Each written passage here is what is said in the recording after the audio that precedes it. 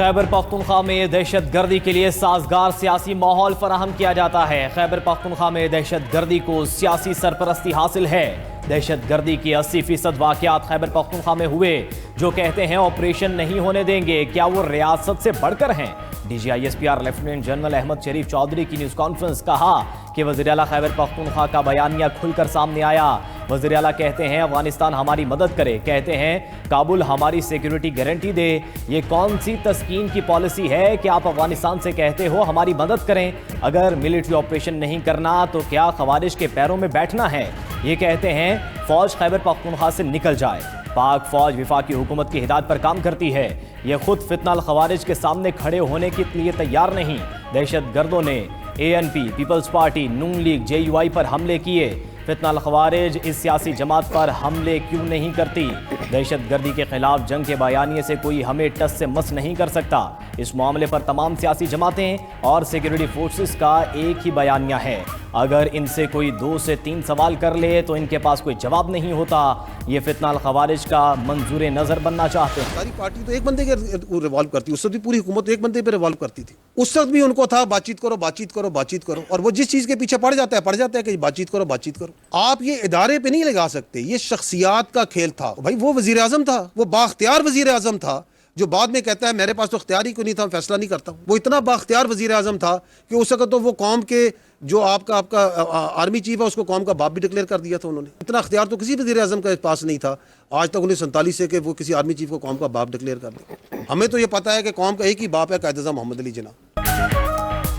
وہ با اختیار وزیر اعظم تھا جو اب کہتا ہے کہ وہ بے اختیار تھا۔ وہ اتنا با اختیار تھا کہ اس نے اس وقت کے آرمی چیف کو قوم کا باپ ڈکلیئر کر دیا تھا۔ ہم تو یہ سمجھتے ہیں قوم کا ایک ہی باپ قائد اعظم محمد علی جناح ہے۔ D G I S P R lieutenant general Ahmed Sharif Chaudhry کی نیوز کانفرنس، کہا کہ سابق D G I S I کو سیاست کے لیے استعمال کیا گیا۔ وہ D G I S I کہاں ہے جسے انہوں نے سیاست کے لیے استعمال کیا؟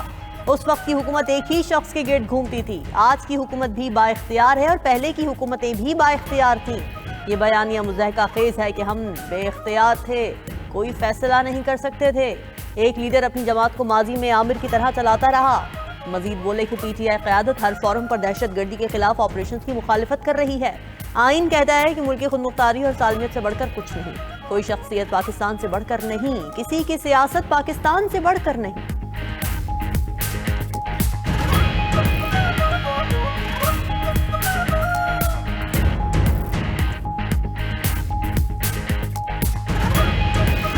اپنے اوپر ہم ہمیشہ کہتے ہیں کہ ہمیں اپنی سیاست سے، اور ہر قسم کی سیاست، ایک اے بی سی ڈی، ہم کہتے ہیں ہم کسی کی سیاست ہم پہ نہ لاگو کریں۔ ہمیں کسی پولیٹیکل پارٹی سے کوئی ایشو نہیں ہے۔ 5000 کے لگ بھگ معدنیات کے لائسنس ہیں جو کہ کس نے ایشو کیے ہیں؟ ادھر کیا جی ایچ کیو نے ایشو کیے ہیں، فیڈرل گورنمنٹ نے ایشو کیے ہیں، mines and mineral department Khyber Pakhtunkhwa نے ایشو کیے ہیں۔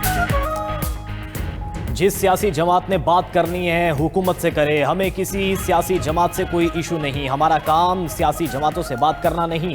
D G I S P R lieutenant general Ahmed Sharif Chaudhry کی نیوز کانفرنس، کہا کہ سیاست سیاسی جماعتوں کا کام ہے، وہ کوئی حل نکال لیں گے، خیبر پختونخوا کو دہشت گردوں کے حوالے نہیں کرنے دیں گے۔ مزید بولے کہ جھوٹ بولا جاتا ہے کہ پاک افواج معدنیات کے لیے آپریشن کر رہی ہے، ایسی باتیں کرنے والے سیاستدان دشمنوں سے پیسے لیتے ہیں۔ سیکیورٹی فورسز پر پاکستانی عوام کا حق حلال کا پیسہ لگ رہا ہے۔ خیبر پختونخوا میں غیر قانونی کانکنی ہو رہی ہے۔ 5000 معدنیات کے لائسنس کی پی حکومت نے کس کو دیے ہیں؟ معدنیات کی دولت امن کے بغیر نہیں نکالی جا سکتی۔ ریاست چاہتی ہے معدنیات کا پیسہ خیبر پختونخوا کے عوام پر خرچ ہو۔ صرف آپ کے پاس نہیں، پورے پاکستان میں معدنیات ہیں۔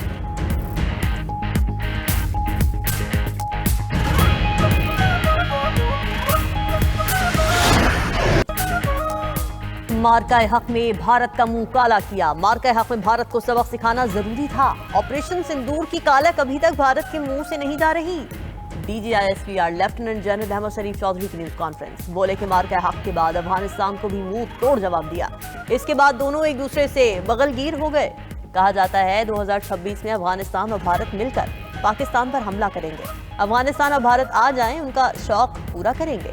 مودی کی صورت میں افغانستان کو نیا اوتار مل گیا ہے۔ ہندوستان کون ہوتا ہے ہمارے کسی شہری کو نشانہ بنائے۔ D G I S P R نے مزید کہا کہ بھارت نے مارکہ حق کے بعد دہشت گردی کو خوب ہوا دی۔ افغانستان دہشت گردوں کا گڑھ بن گیا، بھارت دہشت گردوں کا سرپرست ہے۔ اور انہیں پیسہ دیتا ہے۔ افغانستان میں جنگی معیشت چل رہی ہے، وہاں حکومت نام کی کوئی چیز نہیں۔ دہشت گردی کے خلاف جنگ ہم پر مسلط کی گئی ہے، ہمارے پاس لڑنے کے سوا کوئی راستہ نہیں۔ ہم حق پر ہیں اور حق انشاءاللہ غالب ہے۔ ہم پاکستان اور پاکستان کی سرحدوں کے ذمہ دار ہیں۔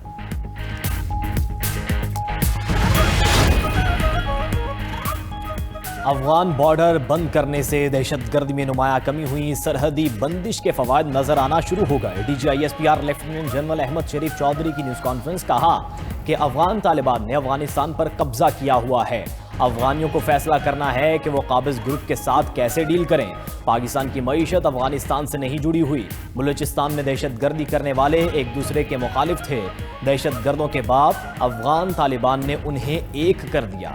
خوارج سے کوئی بات نہیں ہوگی، خوارج کا اسلام اور بلوچستان سے کوئی تعلق نہیں، خوارج کے بارے میں اللہ کا حکم ہے کہ جہاں ملیں مار دو۔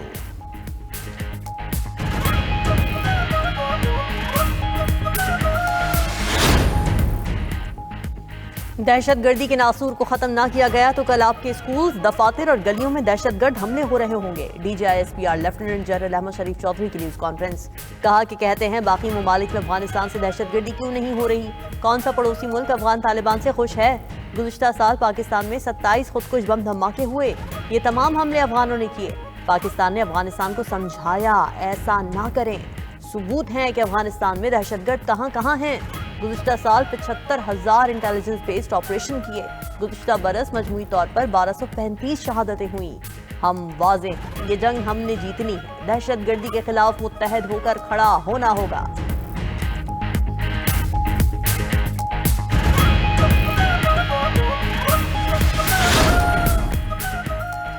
پاکستان کا وینزویلا کی صورتحال پر گہری تشویش کا اظہار، سلامتی کونسل اجلاس میں اظہار خیال کرتے ہوئے پاکستان کے قائم مقام مستقل مندوب عثمان جدون نے کہا کہ کسی ریاست کے خلاف طاقت کے استعمال یا دھمکی سے گریز کرنا چاہیے۔ کیریبین خطے میں بڑھتی کشیدگی علاقائی امن کے لیے نیک شگن نہیں۔ اقوام متحدہ کا منشور ریاستوں کے تحفظ کا تقاضا کرتا ہے۔ یک طرفہ فوجی کارروائیاں اقوام متحدہ کے منشور اور بین الاقوامی قانون کی صریحاً خلاف ورزی ہیں۔ یک طرفہ کارروائیاں عدم استحکام کو ہوا دیتی ہیں۔ نازک مرحلے پر آگے بڑھنے کا واحد راستہ مکالمہ اور سفارت کاری ہے۔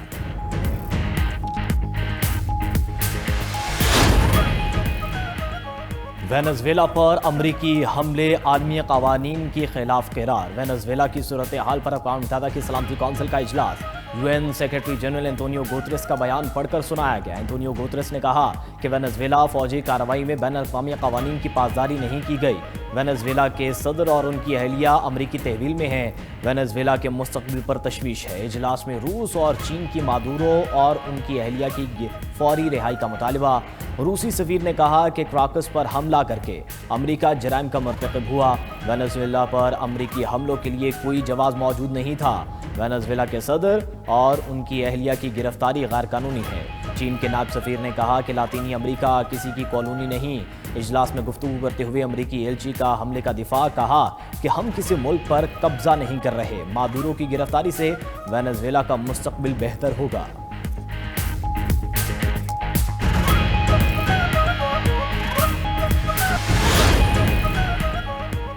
ٹرمپ کا وینزویلا میں سرمایہ کاری کے لیے امریکی آئل کمپنیز کو سبسڈی دینے کا اعلان، امریکی صدر نے وینزویلا سے متعلق معاملات کی نگرانی کے لیے ٹیم بنا دی۔ ٹرمپ کا کہنا ہے کہ وینزویلا میں فوری انتخابات ممکن نہیں، ہمیں پہلے ملک کو سنبھالنا ہوگا، اس میں وقت لگے گا۔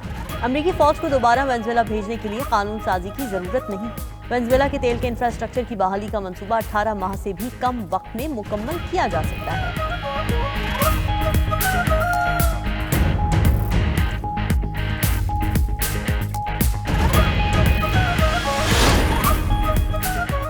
صدر مادورو کے بیٹے کا اپنے باپ کو جلد رہا کرانے کا اعلان، پارلیمنٹ میں خطاب کرتے ہوئے جذباتی ہو گئے، کہا ابا جان ہم جلد وینزویلا میں گلے ملیں گے، جلد ایک دوسرے کو دیکھیں گے، ہم ثابت قدم ہیں، وطن کے لیے جو بھی کرنا پڑا ضرور کریں گے۔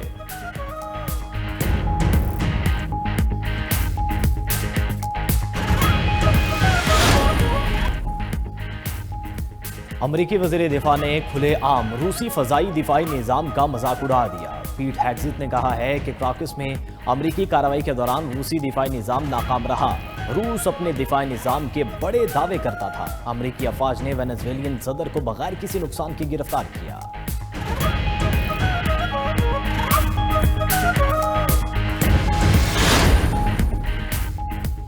وینزویلین صدر کے خلاف کارروائی تاریخ کی مہنگی ترین گرفتاری قرار۔ امریکی نشریاتی ادارے CNN کے تجزیہ کار فرید زکریا کہتے ہیں کہ لاطینی امریکہ میں امریکہ کے خلاف قوم پرستی بڑھنے کا امکان ہے۔ وینزویلا کو سیاسی عدم استحکام اور بین الاقوامی دباؤ کا سامنا ہو سکتا ہے۔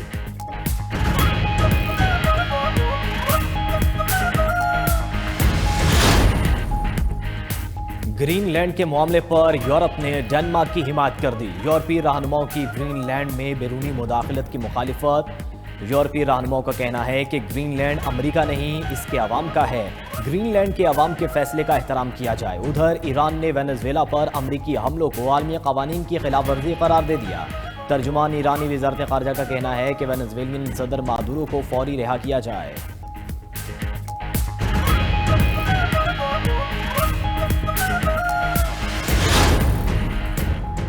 بلوچستان کے ضلع چمن میں لیویز فورس کو پولیس میں ضم کرنے کا نوٹیفیکیشن جاری۔ ڈپٹی کمشنر چمن کا تمام لیویز اہلکاروں کو ضلعی پولیس سپرنٹینڈنٹ کے دفتر کو رپورٹ کرنے کی ہدایت۔ لیویز فورس کے تمام تھانے، چیک پوسٹ اور چوکی پولیس فورس چمن کے حوالے ہوگی۔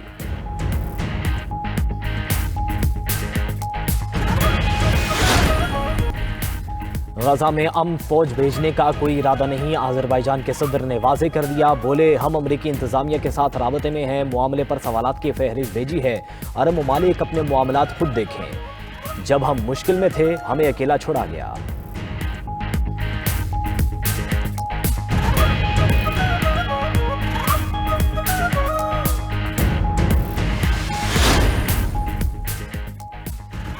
آئی ایم دا کنگ، امریکی صدر ڈونلڈ ٹرمپ کا خطاب۔ ہتھیار سازی میں تیزی لانے کا اعلان۔ ڈونلڈ ٹرمپ نے نیکولس مادورو پر طنز بھی کیا۔ بولے مادورو ان کے ڈانس کی نقل کرنے کی کوشش کرتے ہیں۔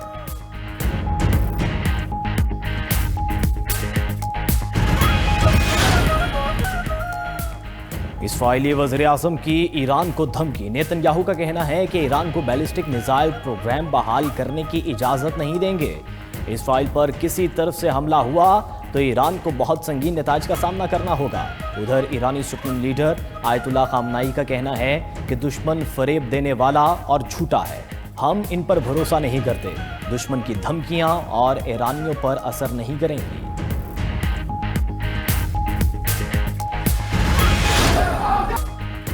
اسرائیلی فورسز کا مغربی کنارے کی یونیورسٹی کے کیمپس پر دھاوا، طلبہ پر فائرنگ اور آنسو گیس کی شیل برسائے۔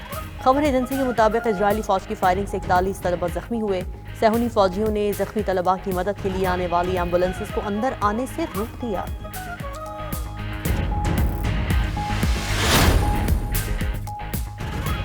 افغان صوبے تخار میں معدنیات نکالنے والی کمپنی کے ملازمین پر حملہ۔ افغان حکام کے مطابق حملے میں 6 افراد ہلاک، 16 زخمی ہو گئے۔